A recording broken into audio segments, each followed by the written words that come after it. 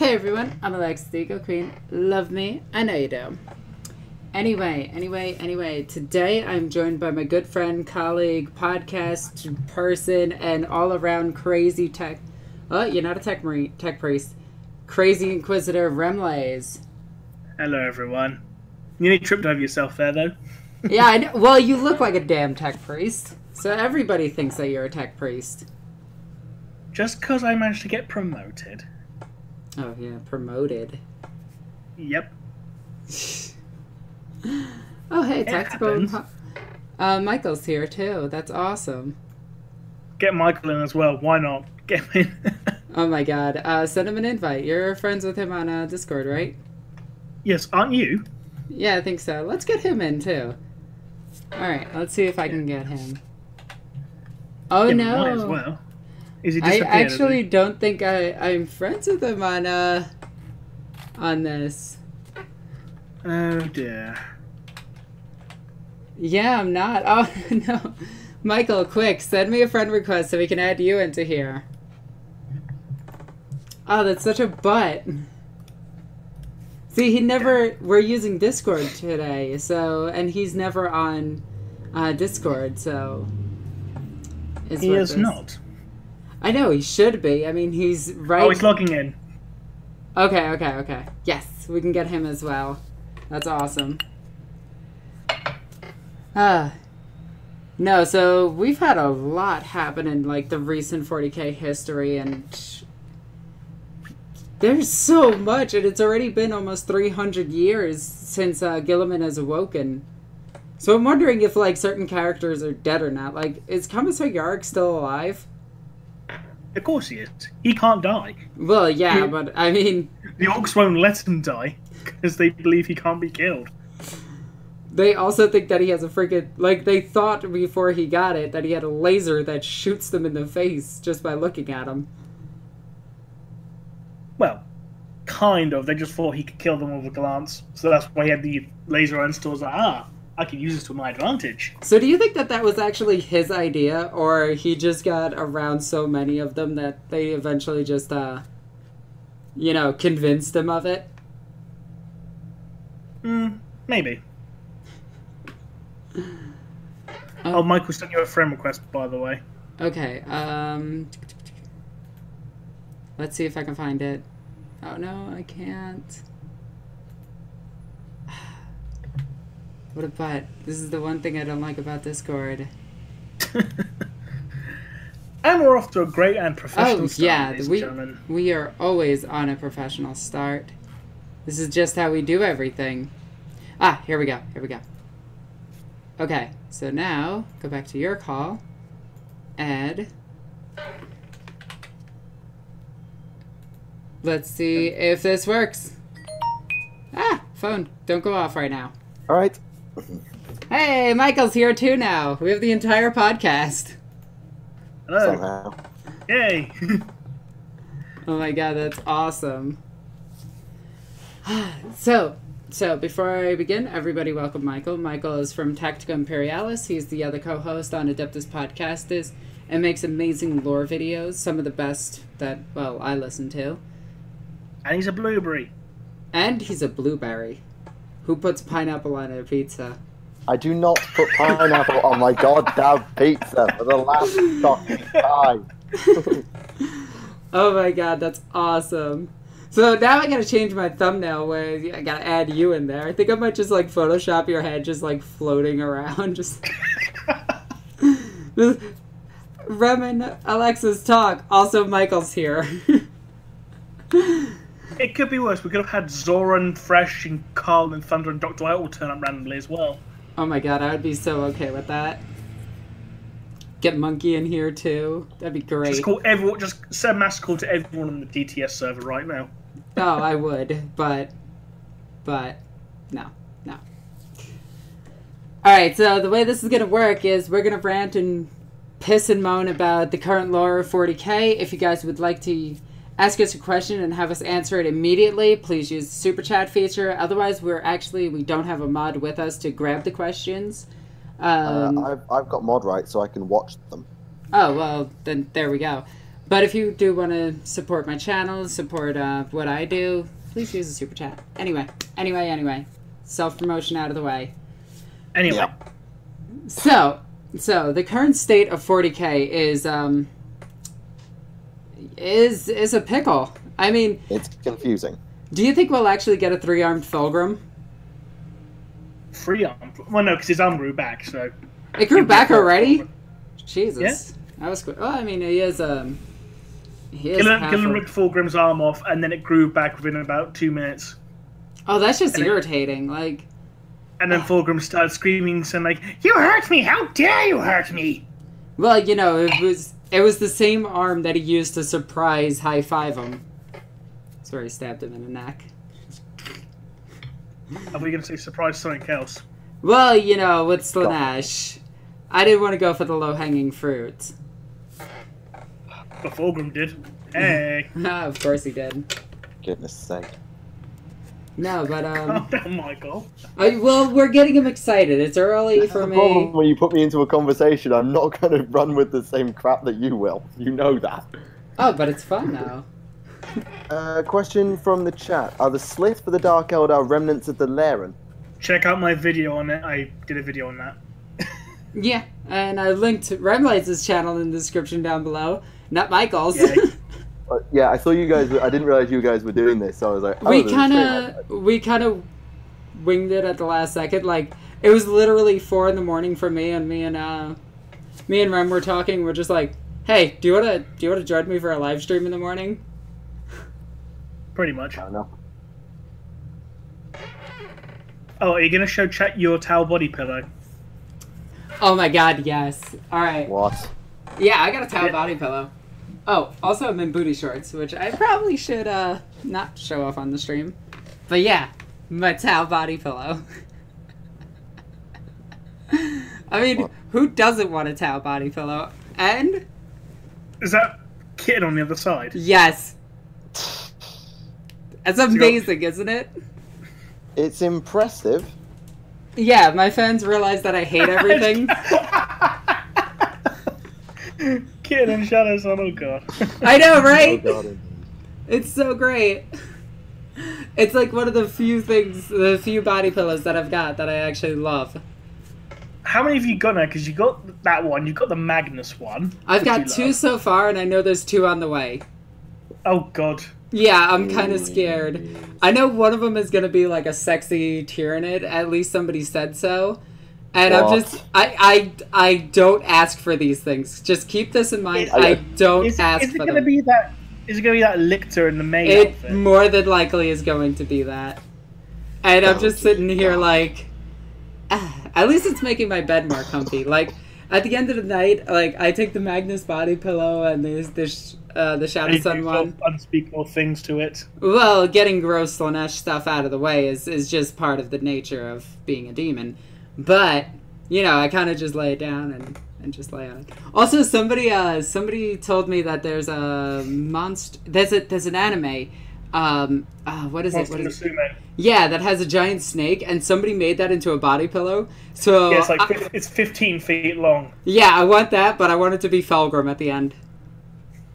Fair enough. I would be so happy with that. Okay. I know. I'm sorry, Mike. Actually, I I'm should sorry. stop doing that. Someone had a real go at me in the comments on the podcast. Oh yeah. Everybody gets mad at you. See what I Mostly do justifiably. when I do something stupid, they're like, "Oh, it's just Alexis being Alexis. It's cute. It's funny." When you do something that's like questionable, everybody is on you. It's just like, "Fuck Michael." Yeah, Question you is, get do more. towel whistle from their foreheads? Oh God, we are not going to go into that. We're not having this discussion. I thought Oh, we were God, talking yes. about the new Fluff. Oh, did the Emperor get the idea of the Great Crusade because he watched Invader Zim? Yes, he did. That is the exact reason. I've never seen Invader Zim. Never seen it. It's a highly overrated show. Like one of the It's a most cartoon, isn't it? Yeah, it's one of the most overrated cartoons ever. And it's the only cartoon to ever be canceled for low ratings, brought back by popular demand, and canceled for low ratings. If only the same can happen to Family Guy, because they got cancelled then brought back, so... Oh yeah, they should just be canceled at this point. Like, there are shows that need to die off. The Simpsons is one of them.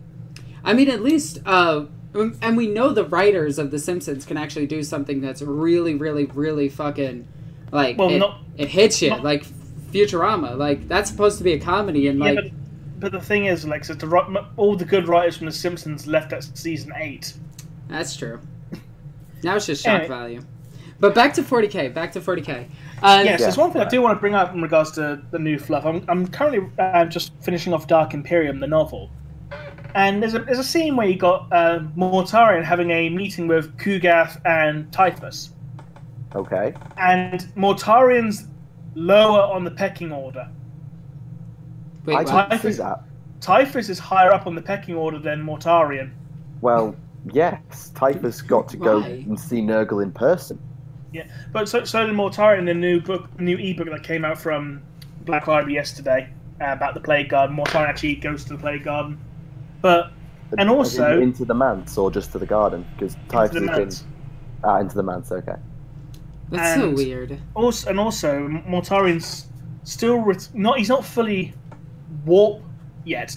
He's still mostly mortal. He's just warp corrupted. To be fair, you can see that on his model as well. He is still, in effect, the same person, just with some crazy mutations. Yeah. Yeah. When you compare him to the other demon Primarchs, who are pretty much all pure warp energy, and Mortarion's not, which makes things very interesting. Because that also potentially means that Mortarion could potentially come back one day.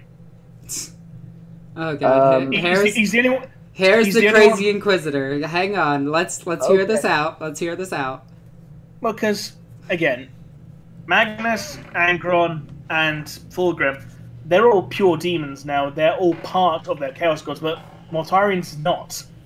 Well, you say this. I've got a friend who knows someone who, I don't know, I can't exactly, is he worked at GW or he's like, something like that.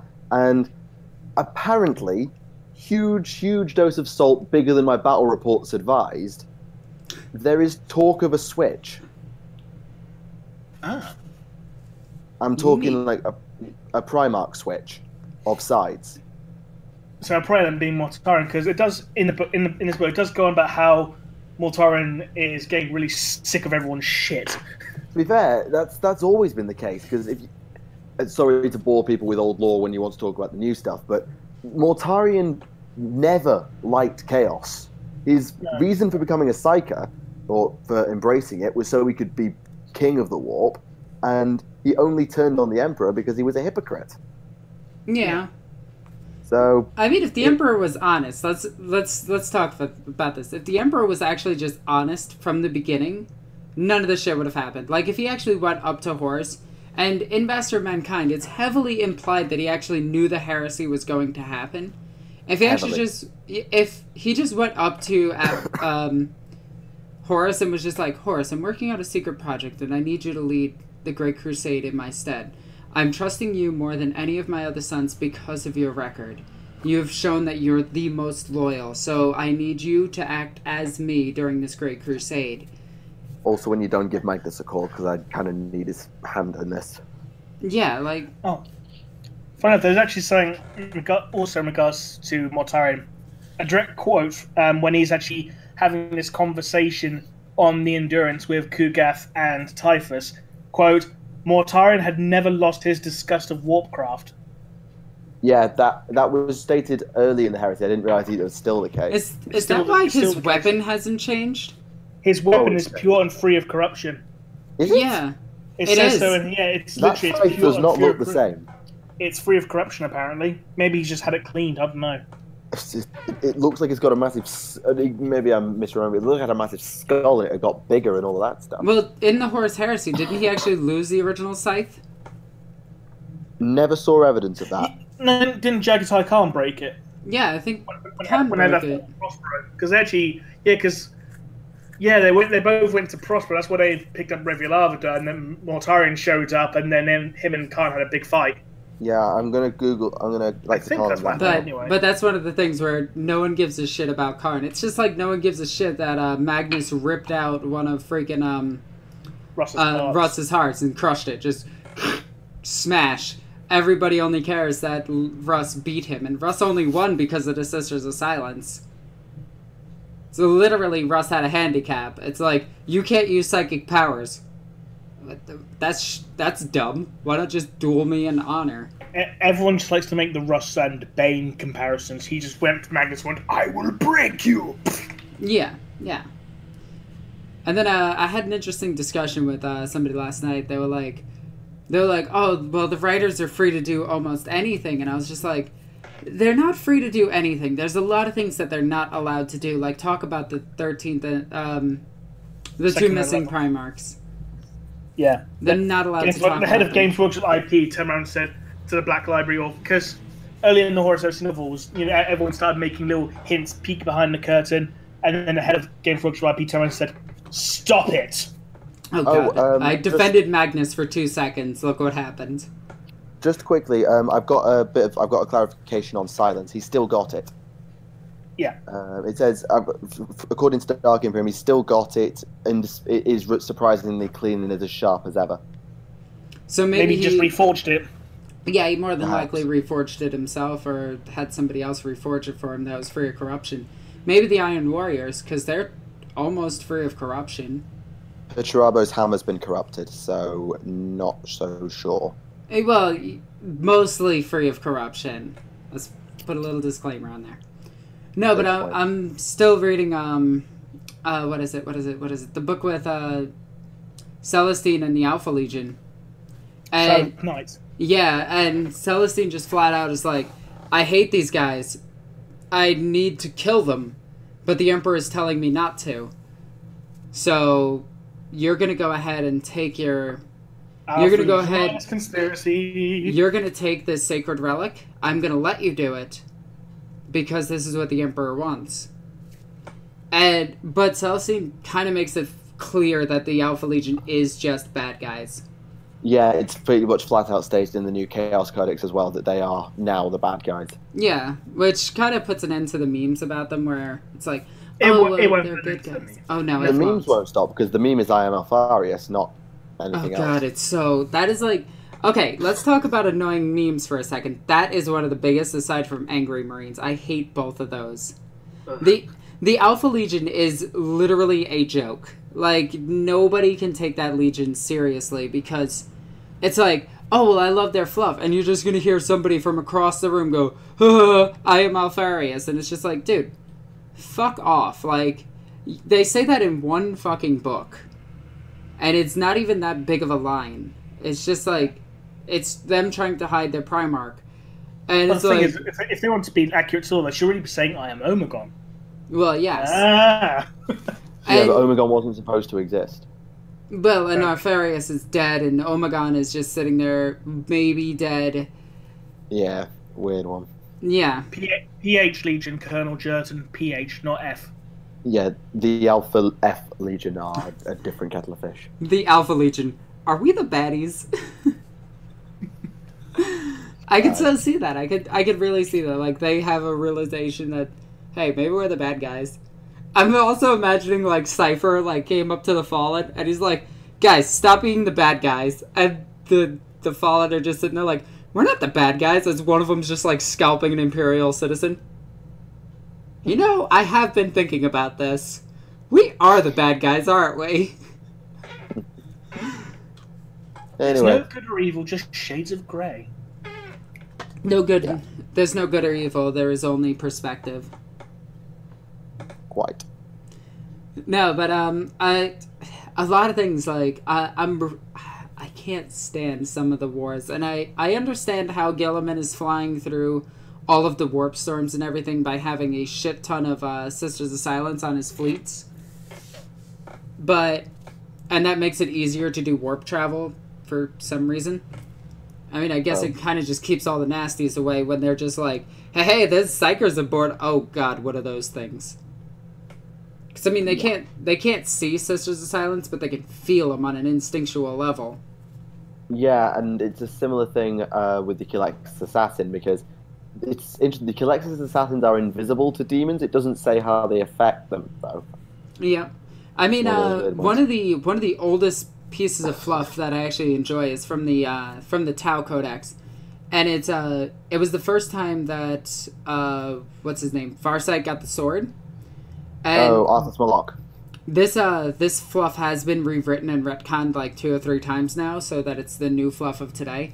But they were describing like how they saw the demons, and like the demons couldn't really see them, and they couldn't really see the demons because their not lack of soul, but such a weak soul that they couldn't perceive a demon in front of them. And they explained it as a gray haze of, they felt it there. So like when he struck and hit something, he was just like, holy shit, they're real. Yeah, that's been retconned. They saw the demons on Arthas Malok as weird Xenos. Well, that's also the thing. Like technically, they just saw them as the demons. They just classified them as Xenos. Yes, sorry. Yeah, that's a better way of saying it. That was in the. I'm just more confused about the fact that it's now been retconned. And when Farsight got his sword, a Bloodthirster was terrified of the sword. What the hell makes a Bloodthirster terrified? It wasn't the sword, as far as I remember. No, it was the sword, according to the novel. Literally, as soon as Starflight picked up the sword, the Bloodthirster looked at it, and apparently it cowered in fear. Oh, because I know that at least at the end, he had the talismans of Arthas Malok wrapped around the sword, because he sort of flicked them off the sword through the warp portal to close it. So it may have been that he had a talisman on the sword, because when he crashed, if I remember it correctly, he crashed into a building that had a statue which was wearing the talisman and holding the sword. So you're telling me that they had to collect talismans, and these talismans had magic powers, and they used magic to defeat magic. No, these talismans were what you might consider almost like null spheres. One more thing. Oh god, don't make a Jackie Chan reference. There it is. Jackie Chan. I wanted to ask you something regarding with new fluff, Alexis. Celestine's Gemini. Yep. Are they changed from battle to battle, or are they the same people every time? They're changed battle to battle. Like, literally, Celestine just picks 2 canonesses and goes, don this armor, you will be my servants. Well, you will be my Geminis. And she somehow can resurrect them. Well, I've just been looking into Celestine a little bit, and the way it reads is that she resurrected Eleanor and Genevieve on Cadia, and they are the Gemini, period. That's how it in the newest book reads. In the newer book, she, the one with the Alpha Legion, she literally just picks 2 people. It's like, you 2 are my Geminis. Well, that bit of fluff didn't last long, did it? It lasted a couple of months. Yeah.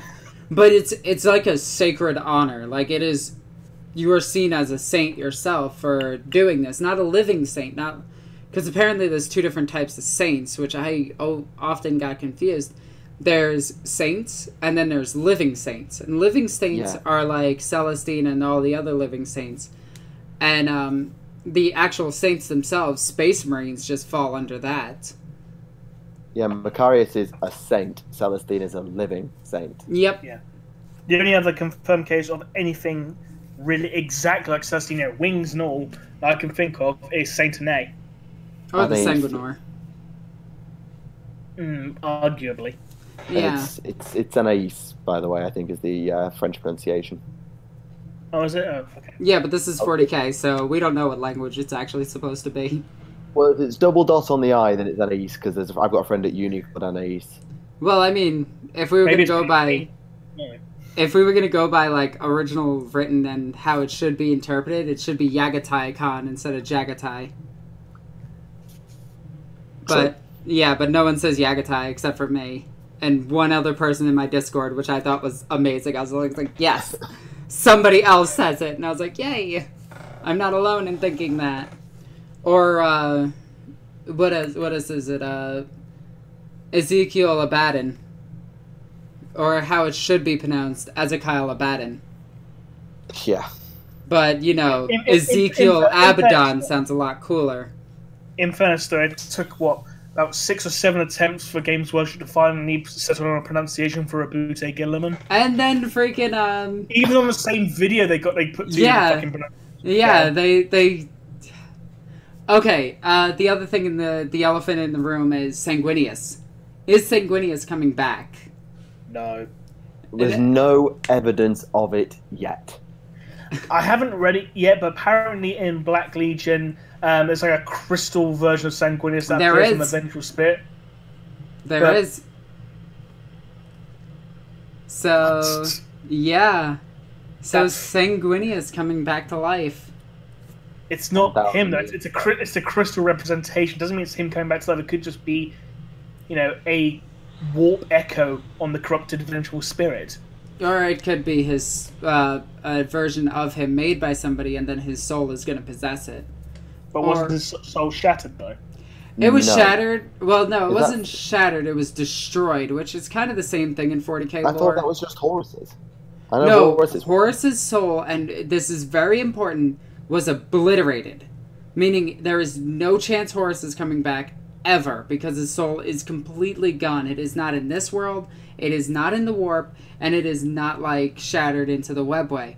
Sanguinius But what about the soul of his clone? Well, clone. As far as I know... It was a perfect clone, though. It was a perfect clone. Yeah, I was just about to bring that up, actually, to be fair. It's one of those things where it still wasn't him. It was an amalgamation to look and act like him, so it had a pseudo-soul. He recognized Abaddon, though. Well, yeah, it would have the memories, but it wouldn't be him. Meh. But yeah, it's a weird Sanguinius coming back. All I'll say is the return of Sanguinius in any time other than right now would require the biggest retcon they've ever retconned. That would be the biggest retcon of the fluff we'd ever seen. Well, actually, it wouldn't be a retcon as much as new fluff, and if they legit... No, it would be a retcon. You'd have to... Well, in the Horus Heresy, his soul was only shattered. He was just killed. Sorry. So saying a guy has been dead for 10,000 years, oh snap, he was alive for 9,000 years, jokes. No, he wouldn't... He would be dead, and then he would come back to life. And then die again. That's still a retcon. I mean, they've done that to people like, what's his name? The little elf that fucks up the entire universe every single day. Eldrad. He's been dead before. He's come back. He was retconned because that was a retcon. Yeah. But that's a retcon. That's not new fluff. That's a retcon, and bringing Sanguinius back would be a retcon. It's not new fluff. But one of the things is they're more than likely going to bring him back. But the next Primarch coming out is Fulgrim. So I'm kind of excited about that one. That one I really want to see. They're going to be doing that's at the end of the year, from what my sources are telling me. That would be right, because if Mortarian's August, September, Gilliman was May, June. It was like April, May time. About every 4 months we've been getting Primarchs. And one of the things is well, why aren't they doing Heretic Loyalist? And I'm like, actually they're following the books. Magnus was the first one to appear, then Gilliman, then Mortarian made his appearance, and now Fulgrim is making his actual appearance. Technically wrong. Well, yeah, you can say Angron and things like that, but Forge World originally listed Angron as that giant bloodthirster from Forge World. It also, I think if I remember it right, at the end of Wrath of Magnus, it basically said, they're all back. Sanguinius is the star child the Eldar are making. Ooh. No, it's not. That was in the ad. Yeah, but that's kind of neat. To think about, just think about. Humanity, if you believe the theory, is forming the star child. Yeah. They're also forming a god of disbelief, but yeah. Debatably forming a god of disbelief. Yeah. But one of the other things is eventually Lion is going to wake up, but he needs his boo to kiss him and wake him up. And considering that he escaped, it's very likely that that's going to be happening soon. And I know a lot of people get mad at me about this, and I know it, but the amount of homosexuality tension in the Dark Angel books is outrageous. And I was talking about this... Of course it is. The Rock was the name of a gay bar, and they were named after a poem by a gay poet. Well, yeah. And I'm not saying that there's anything wrong with that at all, in any way, shape, or form. Of course not. Hell, I'm half gay myself. But it is really obvious. And, like, he's Sleeping Beauty. Like, that's his story. And, well, no, technically his story is more in line with King Arthur. Well, yeah, but still. He's kind of like Sleeping Beauty. I'm just saying. It's King Arthur. I still like... Well, King Arthur was also surrounded by men, so... Yes, and he also laid asleep in the cave under Camelot and would awaken when England needs him most. So, like, just awake when the Imperium needs him most. So. Yeah, but, like, when the Imperium needs him the most was the same thing that the fucking, Lehman Russ was supposed to come back, and he's still chilling in the warp. Yeah, but Lehman Russ is dead. He said he was dying. He's dead. Well, more than likely he's dead, but... We also don't know the passage of time in the warp, and I've actually been reading this, and one of my favorite things is a ship went into the warp, and in the warp, time didn't advance at all. Like, nothing happened. No one aged on the ship, nothing happened to the ship. It was still in pristine condition when it came out of the warp, and it came out of the warp centuries later. And they're just they're just like, what the hell happened? So it could be, like... When one of the Primarchs went in there, for instance, let's go with Russ, when he went in there, he stayed the same age, so he is still, when he comes back, he is still dying. Well, that was one of the justifications for how some of the Chaos Space Marines are still alive, is that time doesn't work right. Well, yeah, exactly. That is literally the reason, yeah. Also, the way they make freaking Chaos Space Marines is the most brutal thing I've ever read. Hey, we're gonna take this... We're going to take this baby, shove a gene seed into it, and shove it back into a womb for 20 years. By the way, the womb is just an amalgamation of body parts, just all in a big ball. And are you talking about the Demon Kalaba? Yeah, it's so crazy. And then it's in not Dark Heresy, it's in what's the one where you play as Chaos Space Marines? I can't remember what it's called. It was Honsu that made those things, I know that. Yeah, but it's disgusting. It's like the scariest shit in the entire world. Okay. And that's how Chaos Space Marines are made. Completely sidetracked. Well, no, this is all related to the newer fluff. Like, they are making newer Space Marines. What is it? Fabius Bile is after his sample of Primaris Marine now. He wants to capture one. He's got one. No, he's still trying to capture it. Oh, I thought I'd seen that he got one. Yeah, the fluff actually says that... that paragraph thing, it says that he's actually going after them. It doesn't say that he has one, he wants one. Similar to... He wants to dissect one, I think it said. Yep. And he wants to figure out the organs. He's also wanted to do that to the Primarchs as well, but... Yeah.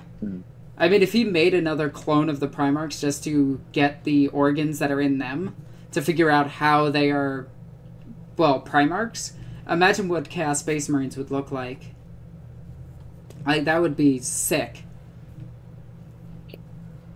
But... Well, don't forget, he managed to make a whole bunch of perfect clones. He made a perfect clone of Horus, and then made about 6 or 7 perfect clones of Ferrus Manus. Yep. Yeah, but he never, like, dissected them to check them out, to see what organs are in them. How do you clone something without doing that? Essentially, hope for the best and bad writing. Well, we did Ferrus Manus, didn't he just use, his head? Yes. Just dunked it in a cloning tank and make more of this.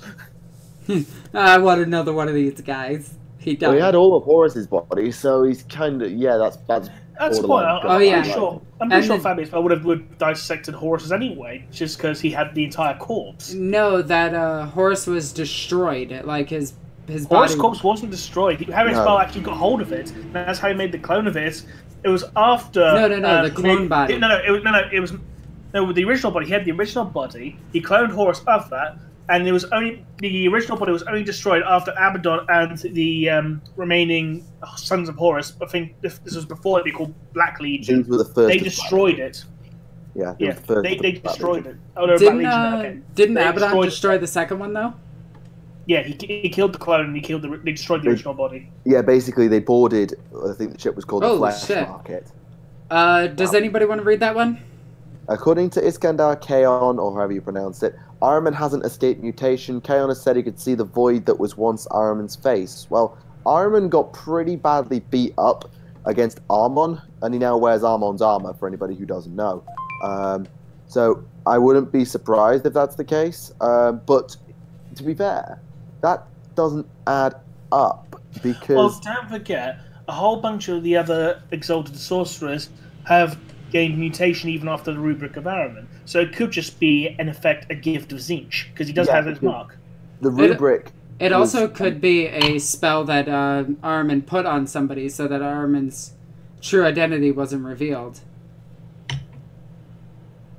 Do you have the book, by the way, the person who donated? Do you have the source for that, just out of interest? I'm assuming that will be from Talon of Horus or something like that, because Kaon is in that sort of time frame. But might be from the Arhiman trilogy, in fairness.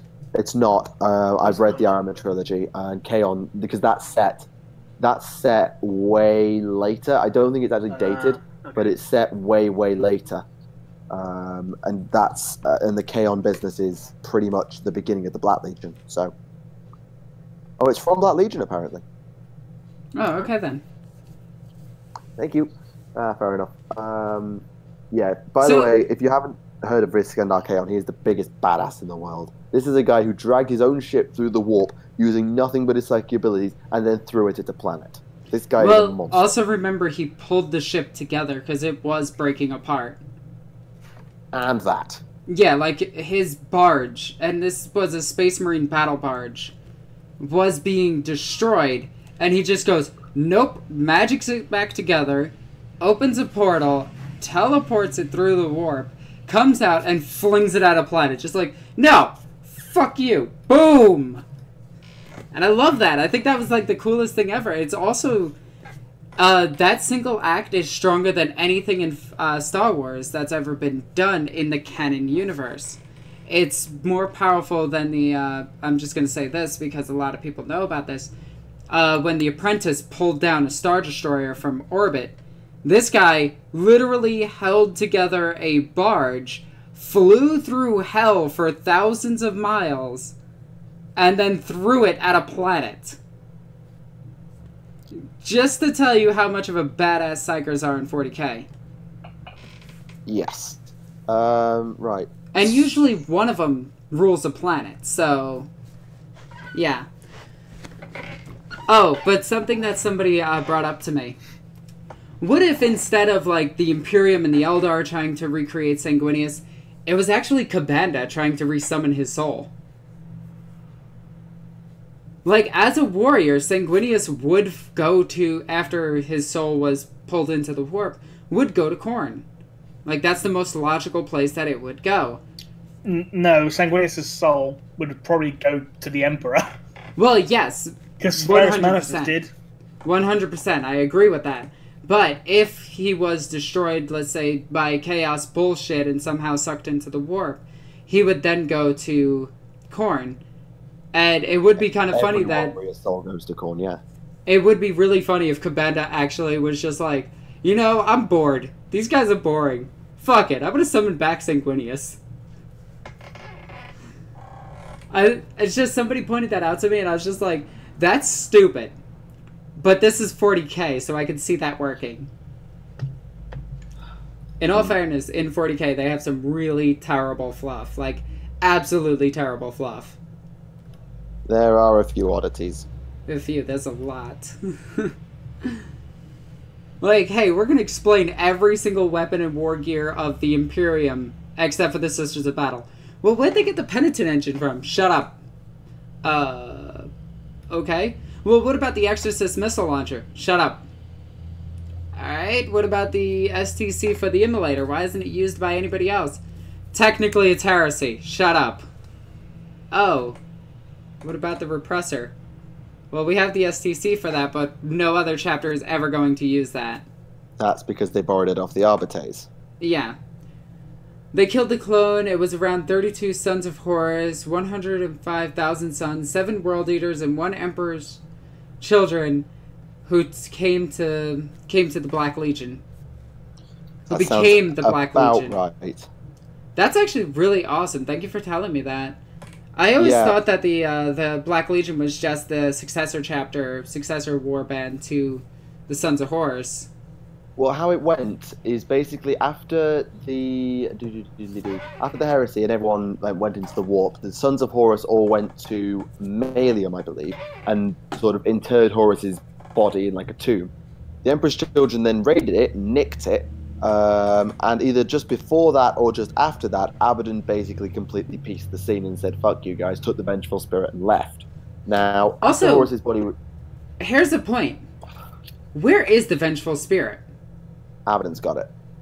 Yes, Why didn't he use it in Gathering Storm? He did. He did. Like, he teleported... After his fight with Celestine, he teleported back to the vengeful spirit. But he didn't use it the entire battle. It's a battle barge. It's not the biggest ship in the fleet. No. But it's just really funny that it was a command. He used as a command ship. In regards to actual bombardment stuff, that's what the Blackstone Fortress was for. Well, no, the Blackstone Fortress was being used as the command fleet to command the fleet until what's his name? The Imperial Fist went and destroyed it, and then friggin' Horus rage quit and threw it at the planet, which still didn't kill the planet. And then he lost most of his fleet. And then went after Celestine in a jealous rage. Because, you know, that was smart. So was it Gloriana class battleship? Oops. Sorry, I always assumed it was a battle barge. My bad. Yeah, but it's one of those things where, like, why not use that ship for planetary bombardment? But at the same time, I understand it because Cadia is the most defended planet in the Imperium, and even at half strength, and it's the most strategically important planet as well. Well, yes, the Cadia itself was, but the Cadian sector, the Cadian Gate, is a series of planets. So, like, they killed one out of all of the planets that they have to get through, and then they just warp jump to get to Guilliman to try to stop that.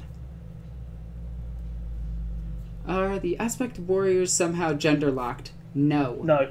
I'm checking this. There are even male Harlequins. Yeah, Harlequins are aspect warriors. No. Howling Banshees. That's true. There are male Howling Banshees. The Howling Banshees are all, as far as I'm aware, all female. The current ones.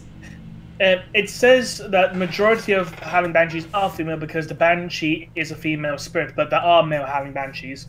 Oh, okay. The lore I was reading back in the day is wrong then. Oops. Yeah. Like, it's actually really cool. But, like, getting back to the Gathering Storm series, like, Dark Imperium definitely boosted that quite a bit, which was necessary. It explained, like, how the ships got around. And a lot of people are like, when Magnus captured Guilliman, how did they get their weapons back? And I'm just like, you do realize that they didn't get their weapons back. They literally escaped. And getting back aboard their ship, they more than likely had all their weaponry. It's not like they were caged there for long. Well, yeah, their ships have armories on board, so... Yeah, and I mean, the first thing that the armories would do is lock down. It's like, the ship's gonna be captured. Lock it down. And... The Blood Ravens are coming. Lock the reliquary. Lock the reliquary. Hurl it into the warp. Fuck, they got it. Shit. Bolt down everything. In all fairness, the Blood Ravens have done several missions to Space Hulks, which is where they find most of their artifacts. Fine. Oh, it's before the Theft of Horus. I couldn't remember if it was before or after. Cheers. But yeah, it's one of those things where... Like, that's another dead meme that I wish would die off, is the Blood Ravens stealing everything when... I mean, it is piss poor writing, let's be honest, but But only the stuff from CSGO, though. Yeah, but they do legit actually find this shit. Like, Dawn of War 2, Dawn of War 1, they find an entire company of Terminators. That's just poorly written. Like, that's 100 suits of Terminator armor that they just so happen to find on a planet. And apparently... Wasn't Dawn of War 2, literally, like, your tactical squad guy, Tarkus, I think his name, he just goes off into this reliquary and he comes back with a whole bunch of Terminators. Yep. But finding an entire, like... say 10 Terminator suits off of a planet that has never had Space Marines is not impossible because... In fairness, though, in that particular mission, it did say in the mission briefing that the artifacts of the Blood Rooms were stolen. Yeah. So that's why they found it, because they were recovering their stolen goods. Yep. But let's also be clear that Terminator armor, like Terminator armor itself, was something commonly used throughout the Imperium for quite some time before it was remade for the Space Marines. Like, normal people had access to Terminator armor back in the golden age of technology. Yeah, it was an environmental suit for working close to ship reactors. Yep. So finding Terminator armor, Terminator plate, retrofitting it for Space Marines is not an impossibility. In fact, according to the Dawn of War 3 comic, they got their Thunderhawk shot down, and one Tech Marine freaking fixes it in like 20 minutes. He's just like, yeah, whatever. Done. So them refitting and rearming Terminator plate in less than like a year is not hard to... That's possible. Same with things like, not dreadnoughts, but like the vehicles that the Blood Ravens seem to always have. Those are another thing that are common, but are rare common. They're, how to explain it? They were common during One Age technology, and now they're not. They're not as common, but they were still a common piece of technology and something that could be mass-produced. In fairness, most Space Marine shadows have access to the vehicles that Blood Ravens have, in fairness. Yeah, without a doubt. But one of the other things is like, oh, there's zero production in 40K, like, and I'm just sitting here like, no? Or everybody's like, oh, they should just exterminatus the planet. They should just exterminatus the planet. I'm like, that is losing a huge amount of resources. You do know that, right?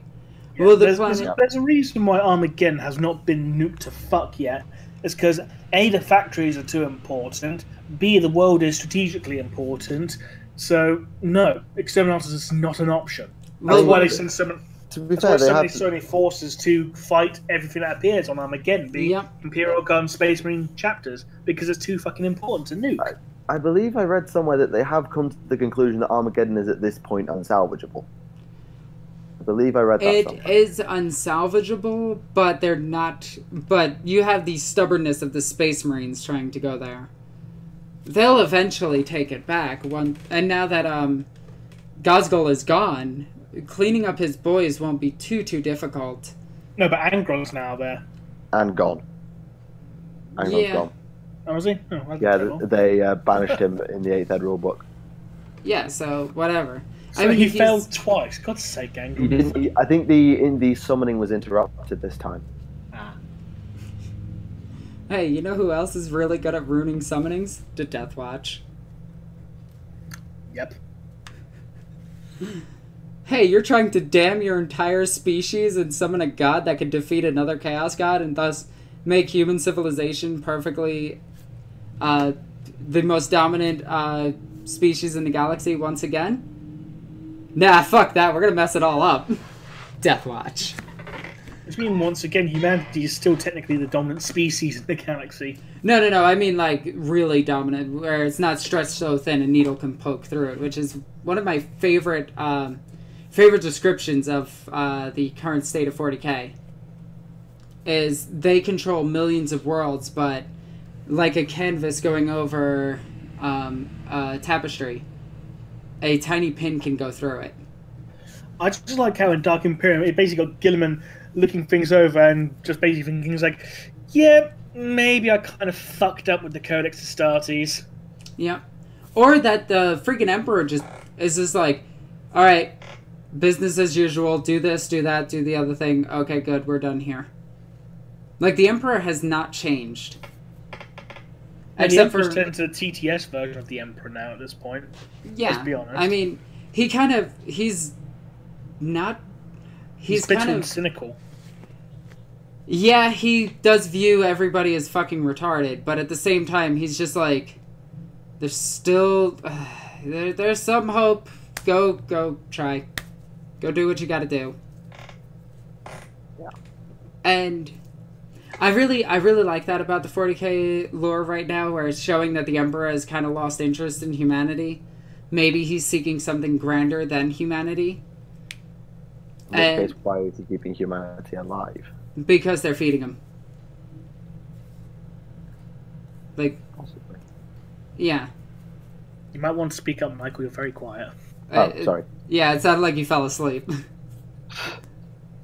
He was thinking about pineapple pizza again. Oh, yeah, of course. Yeah, like, he was thinking about... No, Michael's the sick, deranged maniac that puts pizza on pineapple. Like, he'll have an entire pineapple, and he'll put a pizza on top of it. I don't even like... That's what kind... Yeah, that's what you do. We know your secrets, Michael. Yeah, sure, whatever. Why do people put pineapple on top of gammon? I never understood that. On top of what now? I'm thinking Ganon from, like, freaking Legend of Zelda. Gammon is ham, basically. Yo, ham and pineapple tastes good. That's good. Do you put a little honey on that shit? Oh, it's delicious. Honey and pineapple. It works. Well, not honey, syrup. It works. It tastes delicious, and I love it. That's the one thing I miss. What? That's the one thing I miss for family gatherings. Hey, don't Syrup. diss Hawaiian pizza. It's amazing. I'm sorry you have poor taste. You are a heretic. You are a heretic. Yeah, that's like some Nurgle worship shit going there. Here we go. Although one of my friends came into the shop and he's just like, he comes into the shop and he's so happy. He's just like, I just figured out the ultimate pizza topping, and I'm just like, It's not peas and mayonnaise, is it? no. He just looks at me Fuck. and I'm just like in disbelief. I'm like, is such a thing possible? And he's like, I just put pizza bites on top of my pizza. What's the point? I died laughing because it was the funniest shit in the world because he was dead serious. These are the kinds of friends that I have. Your friends are all deviants. Well, I can keep in mind that my friends include both of you. One of you is a heretic, the other one's insane. And you're not even sure which way around it is. Oh, I love it. I love it.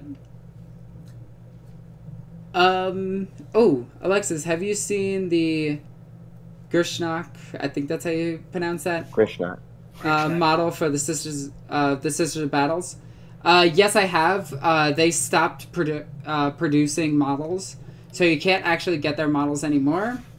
But I have seen them, and I have thought about buying them. Your friend is a genius. See, right there. Right there. He's a genius. He's an innovator. Oh my god. No, so what do you think Kabanda's gonna do now that he could just jump out of the warp? Punch a whole bunch of blood angels in the face, probably. Well, why didn't he turn around and punch the now defeated Blood Angels? Because they lost that war. Because he probably got banished back into the warp. You don't forget, he's just a demon. He can only survive for a short period of time in the material realm. Yeah, but this was literally in the storm itself. I know, but he probably spent all of his time, killing all of those nids that got sucked in around the Bile system. So he probably killed all them, and I'm tired now. I'm going to bed. Hang on, let me build my little statues. Alright, this one looks great. I hope they love this. Like, I worked really hard on this. And then he just leaves. He's like, Sanguinius is going to be so happy. Made him a birthday cake. Sanguinius is dead. Hey, he lives on in my heart. Or No, maybe he just wanted a proper fight. Well, I mean, who doesn't want a proper fight? And especially against a high fleet that... Well, a high fleet. Let's be fair. I'm meaning the Blood Angels, like, wait for them to rebuild so we can have a proper fight. Oh, yeah, Besides Conan, there's only one person worth fighting anyway. That's Guilliman. Well, I would...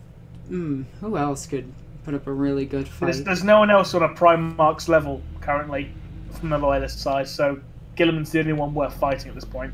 Yeah. Unless you want to fight Celestine wakes up. Not on Guilliman's level. Completely different league. Yeah. Although I do want to see Guilliman fucking kill Abaddon. Like, that's just... I just want to see that. Like, just... Guilliman's like, what are you doing? Stop it. It just hits him. Like, all he does is just hold his hand out, and Abaddon's going like, I'm gonna get you, and just swinging his arms around, flailing around. and just like give him a stand there. Okay, no. I still think that Celestine could have taken him if the pylon wasn't activated at that moment. Like, I really think Celestine could have killed him. She almost did. Yeah. Yeah, she impaled him. Well, impaled him through the spine of one of his hearts. Very important. And then Abdon left. If she just got that second heart, she could have killed him. Or just chopped off his head. That would have been great. Also, if you guys want to ask any questions, please, you can either comment it and we'll eventually get to it. Or you can use the super chat feature, which we will immediately read because I can see that immediately on my screen. So, yeah.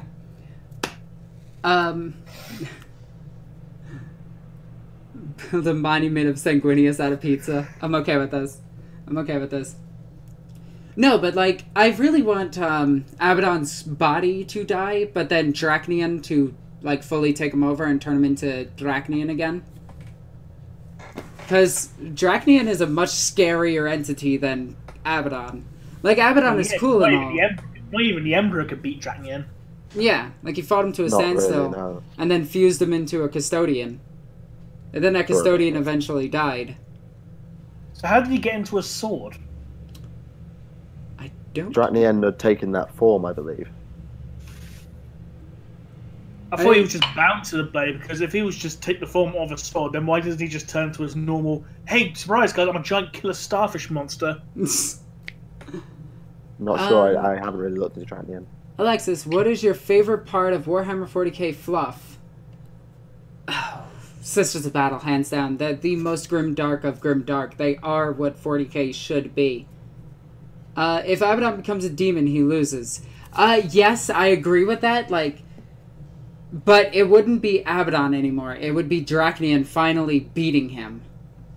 Drach'nyen versus Be'lakor, Drach'nyen would destroy Be'lakor like he was nothing. Almost certainly, because... I mean, literally during Master of Mankind, Drach'nyen was walking through greater demons like they were nothing. And the Emperor, as if he was nothing. And don't forget, Be'lakor got beaten by having a rock dropped on his head. Also, Be'lakor got beaten by the Legion of the Damned. And having a rock dropped on his head. That's more hilarious. Granted, that was an Age of Sigmar, but it was still funny. Yes, it was. Abaddon fucked up my Legion. Oh, I'm sorry. Oh, it's from Horus. That's funny. That's funny. Horus, you should have been a better father figure. A better son. Go apologize to your dad.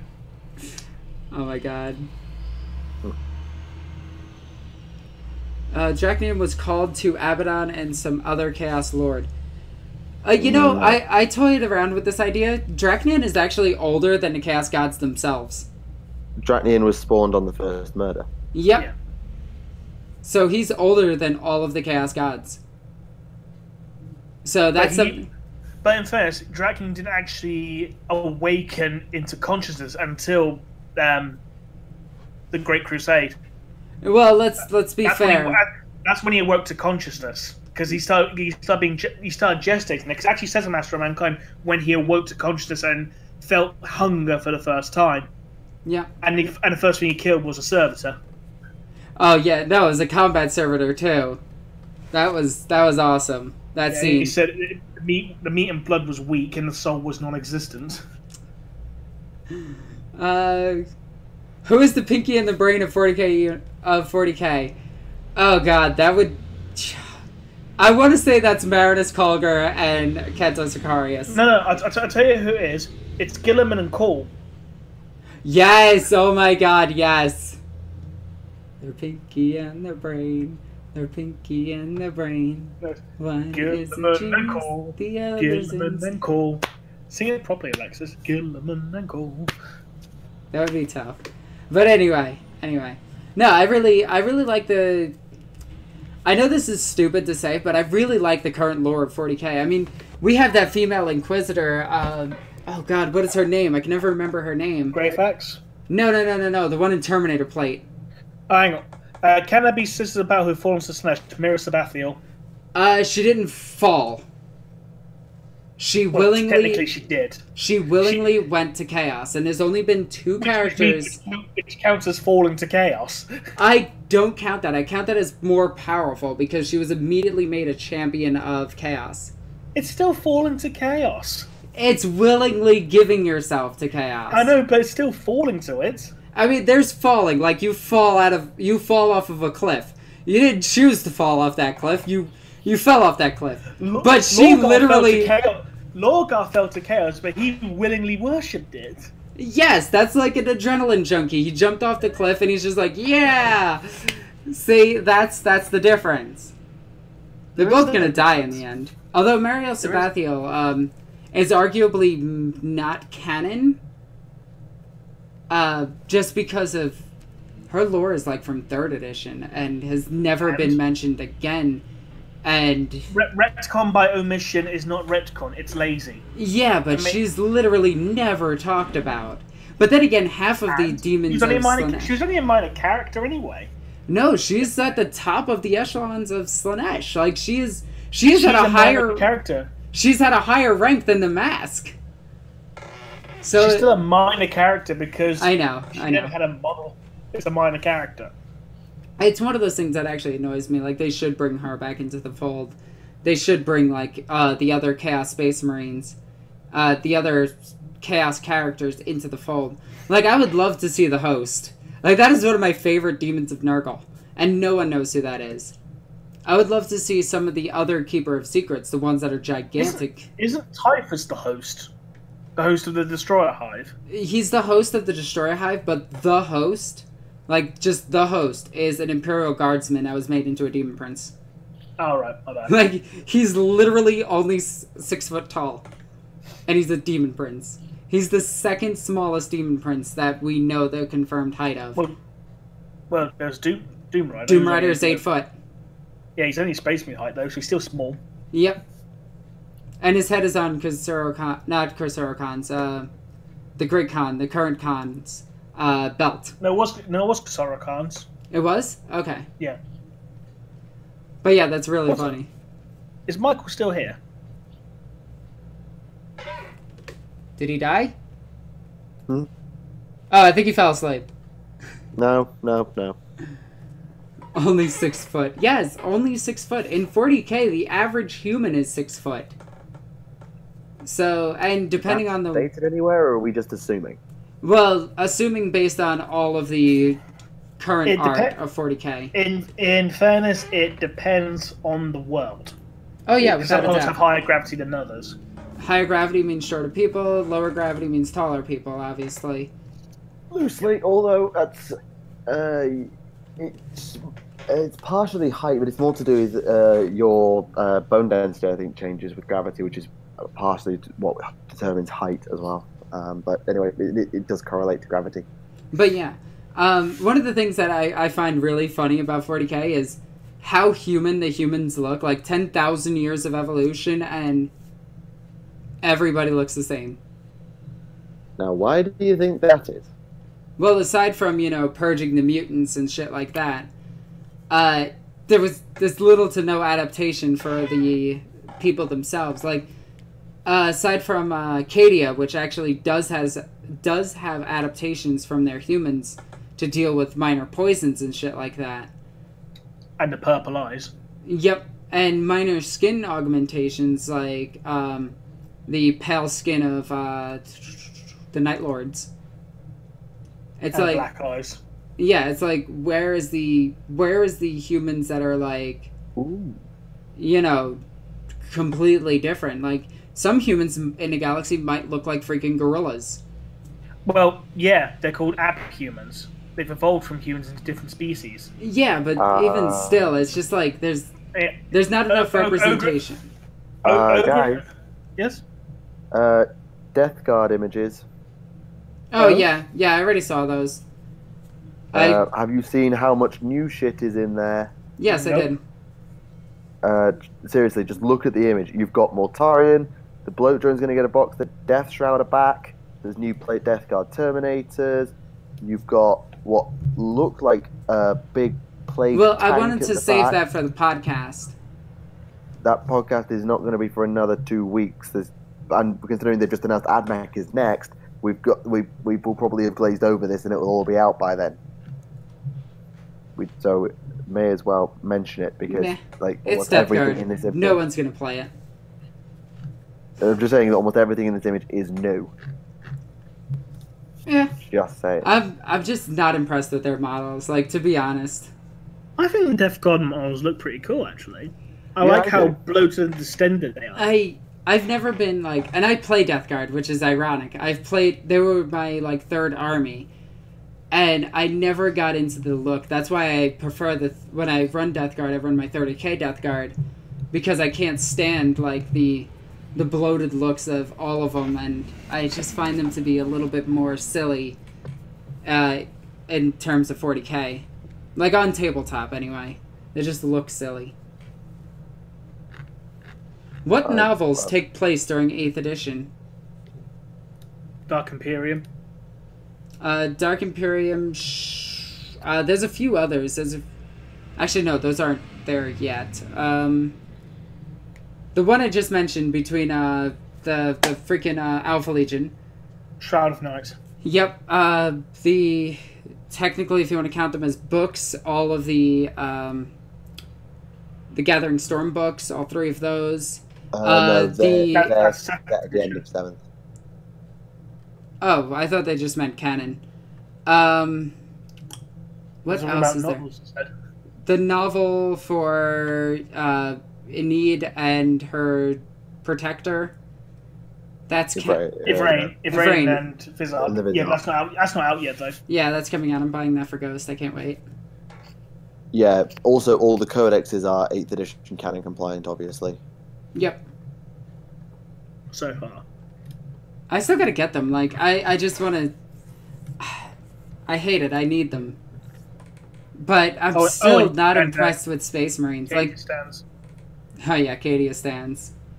That's the book I mean. Cadia stands. Well, one of the things that I really like... and on the tabletop, you're not going to see anything else but Ultramarine players at this point. Like, any tournament scene. Until their codexes come out and they get something comparable to Guilliman, you're never going to see anybody run anything different at tournaments. And I thought I would bring this up. Because Guilliman is so overpowered, it's ridiculous. Of course it is, a bloody Primarch. I mean, even if they increase his points by like 100, I would still take him. Because the Ultramarines are they're way too good on the battlefield.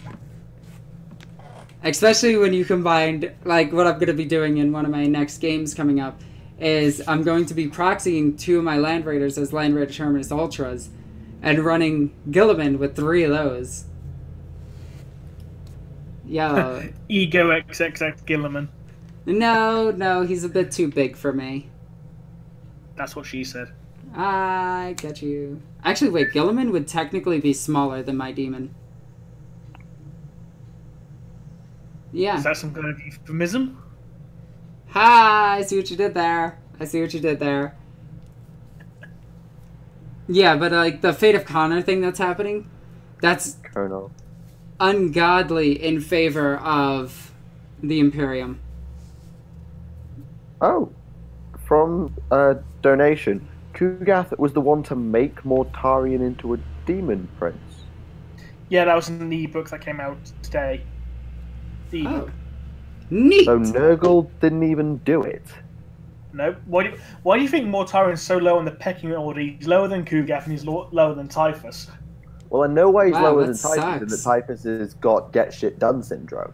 No, not only that, Typhus is literally the Herald of Nurgle. He's Nurgle's chosen one.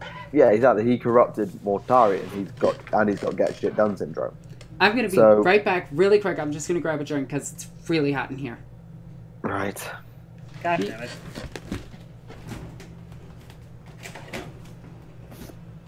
And everything goes absolutely quiet. She has done 90% of the talking. There we go. One giant thing of iced tea. Woo! Wow, that was fast. Well, I literally live in a tiny apartment. I live in New York. No, but even for me to go... I'm walking here. I'm walking here. There you go. Expedition. No, I don't even have to do, like... That's just me talking normal. Like, it's really funny. Okay. Yeah, we've definitely done the whole sidetrack thing. Is there anything else at the 8th edition Fluff-wise that is to be talked about, or are we just going to keep getting sidetracked? Primaris Marines are dumb. I like the Primaris Marines. I do too, but I hate the fact that I like them. I love like the them on aesthetics. aesthetics. The only thing I really don't like, I don't like the aesthetics for the new jump troops. I'm coming around to the new jump troops. I'm waking up, hang on. This is when I normally wake up, by the way. That was your alarm. Yeah. Wait, you're telling me you don't sleep until noon? No, we work. So do I. I mean, I quote-unquote work, but I do stuff throughout the day. Yeah, I but work all day. I'm also up until 5 in the morning planning stuff and writing stuff. So... I can be up till 2 doing that, and I'm still up and out of bed by 9. Well, that's because you put pineapples on your pizza. That makes so little sense that I'm It doesn't not have going to. challenge it. I'm just going to say it's American logic. Have you guys seen the If Star by Wars American, Legion you mean game? No logic. And is it a No. threat to 40k? No. I have seen the Star It's Wars what? Legion game. I think it's really cool. I'm probably going to get a set of it myself and try it out. Is it a threat I've to never 40k? No. No. No. It's gonna Honestly, be very popular for a short period of time and then eventually start dying off. Like X-Wing unfortunately is right now. This is one of the things that 40k has done well. It just refuses to lay down and die. No matter what they do to it, it will not die. Well, one of the biggest things that keeps this community going, and I love not pointing this out. I love the people that are involved in this community. This community is heavily driven towards like military veterans, and veterans love like 40k. It's actually really, really cool to see, and like that's just a thing. They really like war games, and 40k seems to attract more veterans than any other tabletop game in the US at least. I don't see it quite as much, but then again, I don't really hang around sorts so much. But I've got a few friends who are quite up on their like tank specs. No. I mean actual military. Oh yeah, I know. Like veterans. But those of even like amongst my friendship group who are either not old enough to serve or who would only be in training. I've got one person who's like looking to go in. Wait, Michael, how old are you? I'm about to be. I'm 21. A week Oh my on Saturday. god, I keep forgetting you're so much younger than me. It's great. It's a 5-year difference. That's adorable.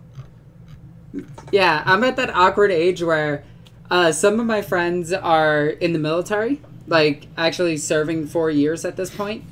Some of my friends are getting married, and some of my friends need to ask their mom's permission if they can go out all night.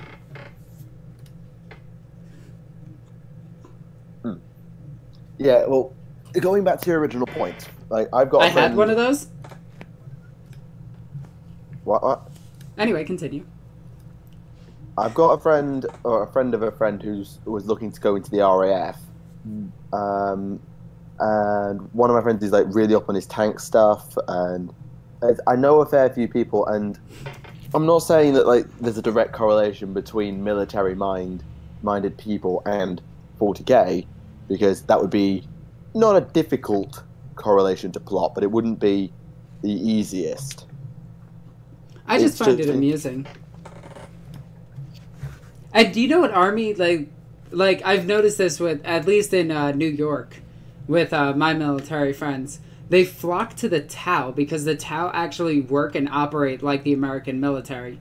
Like, one of my friends even wrote... They just work. Well, no, I mean, they actually operate like a military unit instead of like the 40k armies, which are laughably stupid by our standards of warfare. But anyway, one of my friends even put his designations on all of his suits and all of his infantry. They were all named and they were part of his units and everything. And he went way into detail with it, like even being able to tell me like everything that went into his unit that this represents on the tabletop. That's very impressive. I have to say. Yeah, I love the military. I would have joined. I mean, I was going to join, but I went to college instead. I had a 50-50 shot, and I basically asked my family what I should do. And I was just like, all right, I'll go in, and then I'll, after college, go into the military. Orcs behave like the military. Yeah, right. Right. Actually, that is kind of true. They behave like World War One. But anyway. But I was going to join the military, but I went through some things, and now I can't. Yeah, that was a thing. Well, no, it's not the whole Trump thing. I mean, I'm just too old. They won't let you join up at 26? They'll wait until 28. I can join the reserves, but I don't want to join the I never wanted to join the reserves. I wanted to join the army or the Marines, but everybody that I talked to about the Marines was just like, the Marine Corps is meh, and I should join the army instead. And I really thought about joining the actual army. But yeah, that rant out of the way. I still regret that. Got it 45 for the Navy. Flipping heck. Wow. Wow, damn. I mean, I think our latest cutoff age is 28. Well, you've got a larger sure population to draw from, bear in mind. Yeah, I mean, your entire population of your country is like 3 states, and that's it. And yeah. And Remleiz is here. Hello. I love how you bring Remleiz back into the conversation after like 2 minutes, and yet you leave me to nearly fall asleep before you decide to make a point.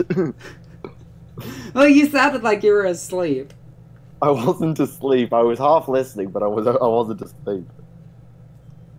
Oh no, they're starting to debate like American military, like the militaries in general.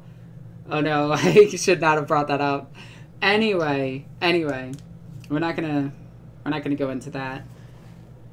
But so, what are you guys' future for like the tabletop? Well, I know both of you have armies now. You, Remleiz has Night Lords, and Michael has a stupid army and the orcs. Two stupid armies and the orc. You also have the 1,000 Suns. Yeah, they're for 30k only, but yeah, technically. And obviously, you do know that I'm joking. Yes, I'm quite aware you're taking the piss. Yeah, as far as the tabletop goes, I'm about to hit the big red pause button because I'm out of the country in 2 weeks and I'm not coming back till 2 days before Christmas. So. Yeah, I'm actually putting. We're going to France. I know, yep. that's a downgrade. In fairness, at least get some good food. You have to get some good food. I tell you what, if you are of age to go to university, study abroad is cheap. All right. So we've done the maths, and it is cheaper to live on rent. I don't know about like living costs, but the rent is cheaper. We're paying about €280 a month. What? No, just saying study abroad to an American. It's just like, well, not only the stupid joke, but getting across the water is ridiculous for us.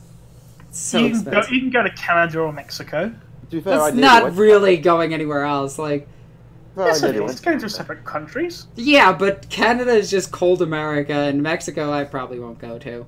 Nothing against them. I just sorry, just because you had to go of cutting you off on the podcast, and you've been cutting me off all stream. That seems to happen a lot. But anyway. I know. But yeah, like, your tuition, talking like on fees and stuff. The tuition fee is 15%. 15, and you pay nothing to the host. So you save yourself, in Britain anyway, you save yourself $7,500 of debt straight off. You'll get more money if you do it through Erasmus, the languages program, because they'll pay you to go. As long as you pass, you don't have to pay it back. And genuinely, it is a good financial choice, and it's such a good cultural choice. Just even if you don't have the linguistic ability, It helps if you're British and going to Europe, or if you're European and coming anywhere else in Europe, because Erasmus will really help you out with that, especially if you're a languages student. But it is such good value for British students to go abroad, and honestly, like, it's just a good idea to do a year abroad. Just do it. What's so funny, Alexis? I'm just reading the comments as they go, and one of them that made me giggle is somebody quoted me on Canada is just cold America. But like I just saw somebody say they only pay $2,000 a year for college, and I'm just like, I went to college for 2 years, got a bachelor's and an associate's degree because I decided to do all of it at once because I'm ridiculous. Yeah. But I paid I'm in debt like $40,000. By the time I walk out, I'm already, if you work it out, I'm already 25 grand in the red.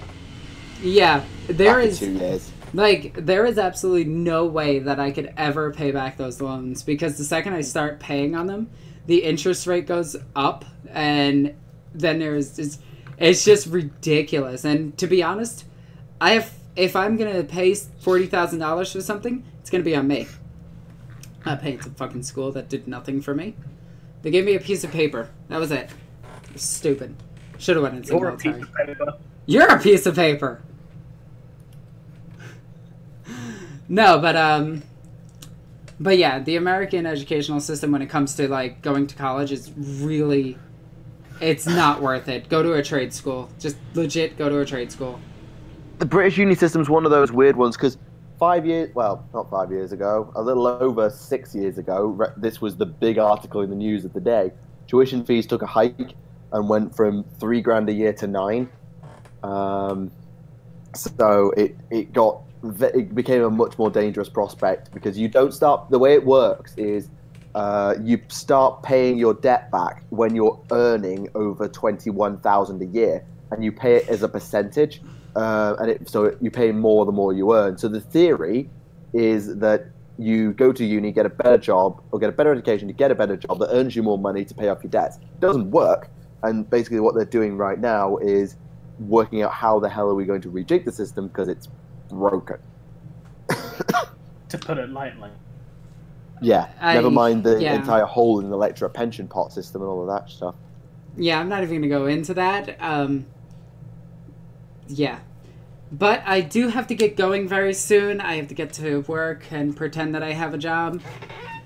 So I am going to cut the stream short. I want to thank you two for joining me, especially Michael, considering that we just swung him in at the last second. Thank you, Remleiz, for being here. If you guys want anything else to say before we end it. Sorry it was completely off topic the entire time, but then again, what else did you expect? Well, it's a live stream from Alexis. That's all it is. And pineapple pizza is still heresy. Oh, I agree with that. I agree with that 100%. Yeah. Everybody, if you could, be sure to check out Michael's and Remleiz's channels. Michael's Tactica Imperialis, Remleiz's 40k Theories. The link for them will be in the description down below, unless I forget, which is very likely. Anyway, podcast tomorrow? Podcast goes up tomorrow, yes. Oh, yeah. Yeah, I forgot about that. On my channel. Anyway, guys, I'm Alexis the Ego Queen. I love you guys. Bye!